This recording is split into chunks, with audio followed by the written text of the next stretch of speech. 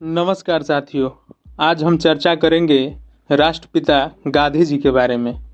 दोस्तों, आज हम एक आज़ाद भारत में सांस लेते हैं, जो कि अंग्रेज़ों से हमें 15 अगस्त 1947 को आज़ादी मिली थी। दोस्तों, अंग्रेज़ों से आज़ादी दिलाने के लिए न जाने कितने ही लोगों ने अपना जीवन तक न्यौछावर कर दिया था। हालांकि अंग्रेज़ों से लड़ने वाले भी खासकर दो अलग अलग विचारधाराओं में बटे हुए थे, जिनमें से एक तरफ वो लोग थे जो आज़ादी को अपनी ताकत के दम पर छीनना चाहते थे, तो वहीं कुछ लोग शांतिपूर्वक अहिंसा के मार्ग पर चलकर आज़ादी पाना चाहते थे। और दोस्तों, इन्हीं अहिंसकवादी लोगों में से एक थे राष्ट्रपिता कहे जाने वाले मोहनदास करमचंद गांधी। हम सब आमतौर पर महात्मा गांधी जी के नाम से जानते हैं उन्हें। दोस्तों, गांधी जी भारतीय इतिहास के वह व्यक्ति हैं जिन्होंने देश हित के लिए अंतिम सांस तक लड़ाई की है, और उन्हीं की तरह हजारों वीरों की वजह से हमारा देश 1947 में आज़ाद हुआ था। तो दोस्तों, आज के इस वीडियो में हम भारत के सबसे लोकप्रिय लोगों में से एक महात्मा गांधी के जीवन के बारे में जानेंगे कि किस तरह से अहिंसा के मार्ग पर चलने वाले गांधी जी ने अंग्रेजी हुकूमत को हिलाकर रख दिया था। तो दोस्तों, इस कहानी की शुरुआत होती है 2 अक्टूबर 1869 से, जब गुजरात के पोरबंदर शहर में गांधी जी का जन्म हुआ। उनके पिता का नाम करमचंद गांधी और मां का नाम पुतलीबाई था।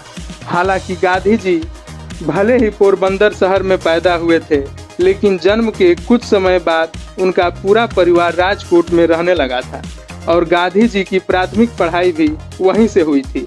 और आगे चलकर मात्र 13 साल की उम्र में ही उनकी शादी उनसे 1 साल बड़ी लड़की कस्तूरबा से हो गई थी। जब गांधी जी 15 साल के थे तो उनके पिता का निधन हो गया, और फिर पिता के निधन के 1 साल बाद ही गांधी जी की पहली संतान भी हुई और उसका भी निधन हो गया।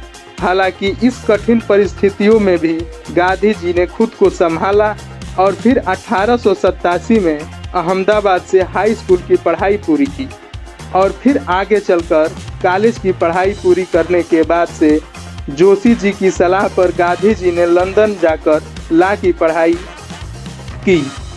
हालांकि 1888 में गांधी जी दूसरी बार पिता बने। हालांकि उनकी मां नहीं चाहती थी कि गांधी जी घर से कहीं दूर जाएं। गांधी जी ने किसी तरह मां को मना लिया और 4 सितंबर 1988 को लंदन पढ़ाई करने के लिए चले गए।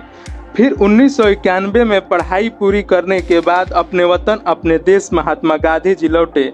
हालांकि विदेश में पढ़ाई पूरी करने के बावजूद भारत आने पर नौकरी के लिए काफ़ी भागा दौड़ करनी पड़ी थी गांधी जी को। और फिर 1893 में टाटा अब्दुल्ला एंड कंपनी में उन्हें नौकरी मिली। हालांकि इस नौकरी के लिए उन्हें साउथ अफ्रीका जाना पड़ा था। और दोस्तों, साउथ अफ्रीका में बिताए गए साल गांधी जी के कठिन जीवन में से एक थे, क्योंकि उनके वहां पर भेदभाव का काफ़ी सामना करना पड़ा था। हालांकि इन्हीं भेदभाव ने उन्हें इतना सक्षम बना दिया कि वह लड़ने के लिए पूरी तरह से तैयार रहते थे। और दोस्तों, गांधी जी को यूँ तो 1 साल के लिए ही साउथ अफ्रीका भेजा गया था, लेकिन वहां पर रह रहे भारतीयों और आम लोगों के लिए अगले 20 वर्षों तक लड़ते रहे। और इसी दौरान उन्होंने नटाला इंडियन कांग्रेस की स्थापना की थी। और दोस्तों, अफ्रीका में रहते हुए गांधी जी ने एक निडर सिविल राइट्स एक्टिविस्ट के रूप में खुद की पहचान बना ली थी। और फिर गोपाल कृष्ण गोखले, जो कि इंडियन नेशनल कांग्रेस के एक सीनियर लीडर्स थे, और गांधी जी को वापस भारत आकर भारतवासियों को मदद करने के लिए और देश को आज़ाद कराने के लिए कहा। और इस बात को मानते हुए गांधी जी ने 1915 में भारत आ गए। और दोस्तों, भारत में आकर महज कुछ सालों में ही वह लोगों के चहेते बन गए थे, और अहिंसा के मार्ग पर चलते हुए उन्होंने भारत के लोगों को एकता की गांठ में बांध दी थी। गांधी जी ने चंपारण अधिवेशन, असहयोग आंदोलन को सफल बनाया। हालांकि गांधी जी को 1922 में जेल भेज दिया गया, जहां वे 2 साल जेल में रहे। इस वजह से भारत की जनता को बहुत दुख हुआ। हालांकि 2 साल बाद वो जेल से रिहा हो गए थे, और गांधी जी ने फिर 1930 में दांडी यात्रा को अंजाम दिया। और आगे भी गांधी जी ने गांधी जी के द्वारा बहुत सारे आंदोलनों को अंजाम दिया गया और इस तरह गांधी जी कई बार गिरफ्तारी भी हुई गांधी जी की। लेकिन दोस्तों, महात्मा गांधी द्वारा लगाई गई चिंगारी लोगों के द्वारा अब आग बन चुकी थी और यही वजह थी कि गांधी जी के साथ साथ बहुत सारे क्रांतिकारियों ने मिलकर 1947 में देश को आज़ाद कराने में अहम रोल अदा किया और फिर 15 अगस्त 1947 को हमारा देश आज़ाद हो गया। हालांकि अभी देश के अंदर आज़ादी का जश्न चल ही रहा था कि तभी 30 जनवरी 1948 को नाथूराम गोडसे ने गांधी जी को गोली मारकर हत्या कर दी। इस घटना ने न कि देश में बल्कि पूरी दुनिया में शोक फैल गया। दोस्तों, अंत में एक बात कहना चाहता हूँ, जब तक गांधी जी जीवित रहे तब तक अहिंसा को ही हर चीज़ का जवाब मानते रहे और इसी सिद्धांत के दम पर ही उन्होंने अपनी पहचान बनाई। अब वो भले ही हमारे बीच नहीं रहे, लेकिन उनकी सीख और सिद्धांत आज भी पूरी दुनिया मानती है और पूरी दुनिया में कायम है। तो दोस्तों, गांधी जी के बारे में हमने आज इतना जाना और आज एक छोटा सा गांधी जी के प्रति अपना मैं विचार रख रहा हूँ।